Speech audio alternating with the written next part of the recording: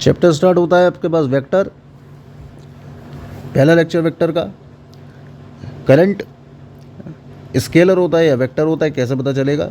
तो दो वायर, एक में 3 एम्पेयर एक में 4 एम्पेयर की करंट, ऊपर वाले वायर में करंट हर बार 7 एम्पेयर का आ रहा है। दोनों वायर्स के बीच में angle less than 90, greater than 90 या 90 के इक्वल करने पर भी ऊपर वाले वायर में हर बार करंट 7 एम्पेयर की आ रही है, जो इस बात को रिप्रेजेंट कर रहा है कि करंट डायरेक्शन में डिपेंड नहीं करता, यानी थीटा इंडिपेंडेंट है कौन? Current. Those quantities which have only magnitude are known as scalar. Current एक ऐसा एक्सेप्शन है जिसके अंदर मैग्नीट्यूड और डायरेक्शन दोनों ही हैं, लेकिन ऐड या सबसेक्ट करने का जो तरीका है वो है अलजेब्रा का सिंपल मेथड, यानी एडिशन या सबसेक्शन आप अलजेब्रा के सिंपल मेथड से करते हैं। तो ऐसी क्वांटिटीज़ को रखा जाता है स्केलर के अंदर, जैसे कि चार्ज हुआ, ये भी किस में आता है? स्केलर के अंदर। इसके अलावा और भी कई सारी क्वांटिटीज़ हैं जो स्केलर में आती हैं, जैसे कि डिस्टेंस हुआ, मास हुआ, टाइम हुआ, स्पीड हुआ, डेंसिटी, वॉल्यूम, टेम्परेचर, करंट, ये सब स्केलर क्वांटिटीज़ हैं। यानी कि इनको आप अलजेब्रा के सिंपल मेथड से जोड़ेंगे और सिंपल मेथड से ही सब्सट्रैक्ट करेंगे। वेक्टर क्वांटिटीज़ उनको बोला जाता है जिनके पास मैग्नीट्यूड होता है, डायरेक्शन भी होता है, यानी कि इनकी वैल्यूज़ जो है वो एंगल बदलने पर बदल जाती है। दे आर थीटा डिपेंडेंट और एंगल डिपेंडेंट। जैसे कि आपके पास दो मड बॉल हैं, एक की वेलोसिटी 3 मीटर पर सेकंड और दूसरे की वेलोसिटी 4 मीटर पर सेकंड। ये दोनों मड बॉल अगर एक दूसरे से स्टिक कर जाएं, तो स्टिक करने के बाद ऊपर वाले मड बॉल की जो वेलोसिटी होगी वो 7 मीटर पर सेकंड नहीं होगी, वो होगी 5 मीटर पर सेकंड, जब थीटा कितना हो? 90। और अगर थीटा 90 से कम हुआ तो वेलोसिटी 5 से ज़्यादा, और अगर थीटा 90 से ज़्यादा हुआ तो वेलोसिटी 5 से कम।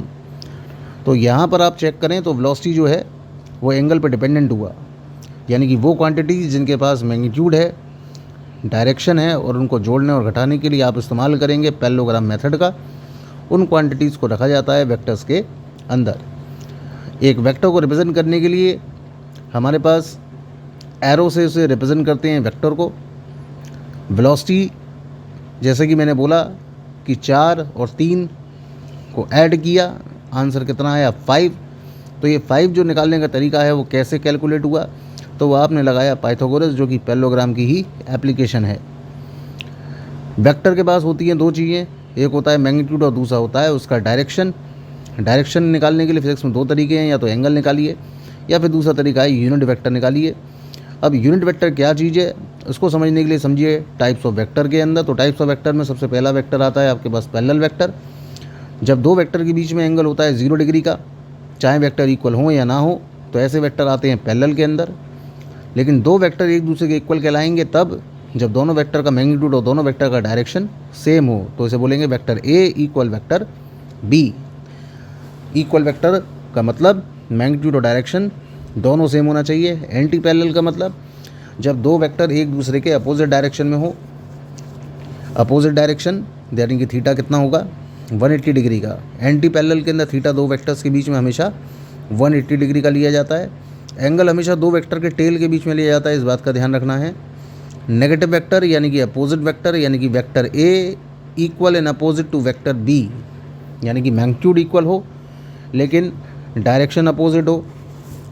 तो ऐसे वेक्टर जो आते हैं वो आते हैं आपके पास इक्वल वेक्टर के अंदर। मैग्नीट्यूड इक्वल हो, डायरेक्शन अपोजिट हो, तो बोलेंगे नेगेटिव वेक्टर या opposite vector. That is A B is equal to minus का बी ए। कोइनिशियल का मतलब जब कई सारे वेक्टर्स का पॉइंट ऑफ एप्लीकेशन सेम हो तो ऐसे वेक्टर्स को रखा जाता है कोइनिशियल के अंदर। कोलीनियर का मतलब जब कई सारे वेक्टर एक ही लाइन में आ जाएं तो उन्हें आप बोलेंगे कोलीनियर। सेम लाइन के अंदर आने वाले सारे वेक्टर कोलीनियर कहलाते हैं। और कोइनिशियल का मतलब जैसे मैंने बता दिया, एक ही पॉइंट से स्टार्ट होने वाले वेक्टर कोइनिशियल वेक्टर्स के अंदर रखे जाते हैं। तो बात करते हैं कि कोइनिशियल और कोलीनियर। कोइनिशियल के अंदर सेम पॉइंट ऑफ स्टार्ट और कोलीनियर के अंदर एक ही लाइन के अंदर। थीटा की वैल्यू कोलीनियर के केस के अंदर 0 और 180 दोनों हो सकती है, लेकिन एंगल जो लिए जाएंगे वो दोनों वेक्टर के टेल के बीच में लिए जाएंगे। जब एक ही डायरेक्शन में आएंगे तो थीटा की वैल्यू 0 डिग्री, अपोजिट डायरेक्शन में आएंगे तो थीटा की वैल्यू 180 डिग्री।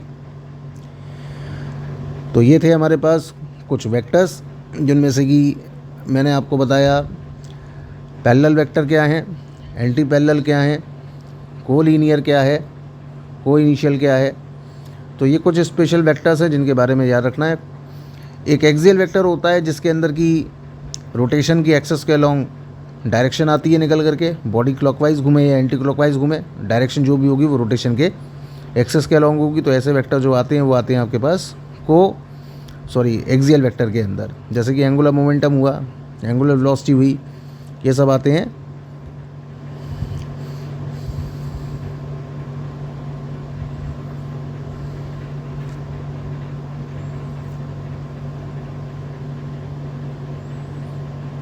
बात करते हैं कोप्लेनर वेक्टर की। कोप्लेनर वेक्टर का मतलब होता है जब वेक्टर एक ही प्लेन में लाई करें तो उन्हें आप कोप्लेनर वेक्टर बोलते हैं। यूनिट वेक्टर बेसिकली किसी वेक्टर का डायरेक्शन बताती है। वेक्टर के ऊपर आप कैप लगा दीजिए तो कैप रिप्रेजेंट करेगा यूनिट वेक्टर को। यूनिट वेक्टर का अपना खुद का मैग्नीट्यूड 1 होता है, डायमेंशनलेस क्वांटिटी है। निकालने का तरीका, वेक्टर को उसी वेक्टर के मॉड से डिवाइड कर दीजिए, मॉड यानी कि मैग्नीट्यूड, तो निकल के आ जाएगा यूनिट वेक्टर। अब ये जो यूनिट वेक्टर होता है वो 3 टाइप का होता है, एक एक्स में, एक वाई में और एक जेड में। एक्स में जो यूनिट वेक्टर होता है वो होता है तुम्हारा आई कैप, वाई में होता है जे कैप और जेड में होता है के कैप। तो नेगेटिव एक्स के अंदर हो गया माइनस का आई कैप, नेगेटिव वाई के अंदर हो गया माइनस का जे कैप और नेगेटिव जेड के अंदर हो गया माइनस का के कैप।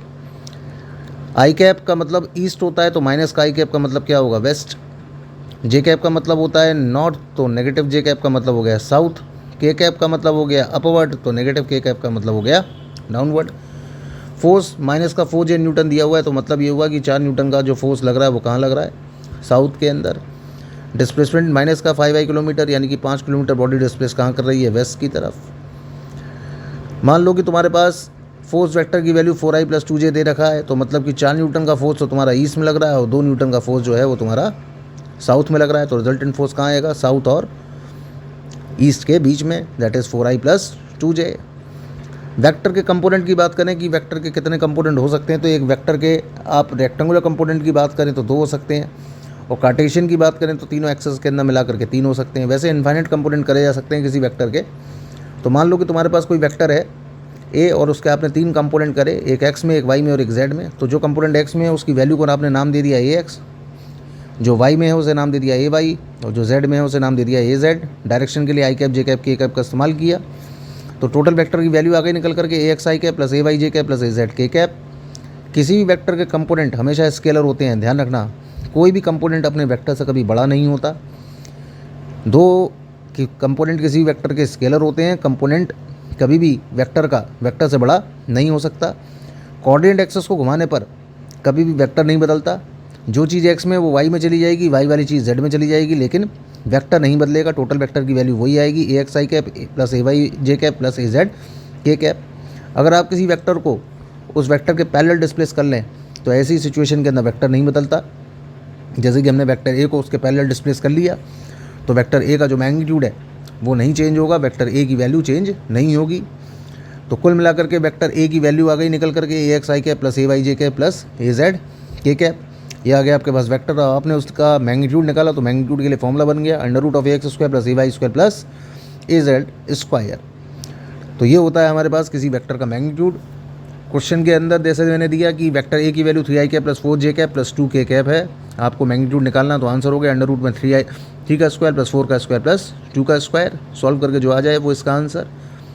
वेक्टर ए की वैल्यू दे रखी है 0.7i कैप माइनस का 0.2j कैप और प्लस का ए जेड के कैप। आपसे क्वेश्चन में कह रहा है कि ए जेड की वैल्यू निकालो, तो ए जेड की वैल्यू निकालने के लिए आंसर आ गया आपके पास 0.7। क्वेश्चन में कह रहा है कि वेक्टर ए की वैल्यू आई कैप प्लस जे कैप है, उसका यूनिट वेक्टर फाइंड आउट करना है। तो यूनिट वेक्टर निकालने का तरीका, वेक्टर को उसी वेक्टर के मॉड से डिवाइड कर दें। तो यूनिट वेक्टर की अपनी खुद की वैल्यू 1 होती है, तो 1 का स्क्वायर + 1 का स्क्वायर कितना हो गया, √2। तो वेक्टर हो गया आई + जे, डिवाइड मार दिया √2 से। बात करते हैं डायरेक्शन कोसाइंस की। तो डायरेक्शन कोसाइंस के अंदर मान लो कि आपके पास वेक्टर ए है जो कि अपने कंपोनेंट से एंगल बना रहा है अल्फ़ा, अपने कंपोनेंट वाई से एंगल बना रहा है बीटा और कंपोनेंट जेड से वेक्टर अपना एंगल बना रहा है gamma. Cos alpha, cos beta, cos gamma की हमने वैल्यू निकाली। कॉस अल्फ़ा की वैल्यू हो गई AX/A cap, AX/A, cos beta की AY/A और कॉस गामा की AZ/A। Cos square alpha, cos square beta, cos square gamma निकाला तो इन तीनों एंगल का जो सम आता है निकल करके cos square alpha plus cos square beta plus cos square gamma, इन तीनों एंगल का जो सम आता है वो निकल करके आता है 1 के इक्वल, जो इस बात को रिप्रेजेंट करता है कि डायरेक्शन कोसाइन के स्क्वायर्स का सम हमेशा 1 के इक्वल होता है।